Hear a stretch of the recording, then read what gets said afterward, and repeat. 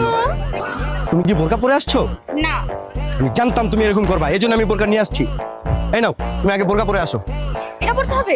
হ্যাঁ, আমি চিন্তা করছি বেপর্দা নারীর দিকে আমি রমজান মাসে তাকাবো না। ওকে, তুমি দাঁড়াও, আসতেছি। আসসালামু আলাইকুম। ওয়ালাইকুম আসসালাম। এখন ঠিক আছে? মাশাআল্লাহ মাশাআল্লাহ, আলহামদুলিল্লাহ, তোমার অনেক সুন্দর লাগতেছে জান। শুকরিয়া। কিন্তু জান, এখানে না চারিদিকে বেপর্দা নারী, বেগানা নারী, বুঝছো? আমি না শপথ করছি কোনো বেপর্দা বেগানা নারীর দিকে তাকাবো না। চলো আমরা একটা রেস্টুরেন্টে যেয়ে বসি, যেখানে আমরা একটা হালাল ইফতার ডেট করবো। চলো ঠিক আছে, চলো। উঠে যাও। মামা একটু আস্তে আস্তে যাও। হ্যাঁ আস্তে আস্তে যাবে মানে তুমি যাবে না? হ্যাঁ জান, আমি যাবো তো, আমি তো আরেক রিক্সায় যাবো। মানে আরেক রিকশায় কেন? জান তুমি বুঝো নাই, আমরা তো আসছি হালাল ডেটে। যদি পাশাপাশি দুজন এক রিক্সায় বসে যাই, ভাইয়ের সাথে গা লাগবে না, রোজাটা হালকা হয়ে যাবে না, আমাদের ডেটটা যেন হালাল হয়, এই চিন্তা করেই তো আমি দুইটা রিক্সা নিলাম। তুমি এক রিক্সায় যাবা, আমি আরেক রিক্সা।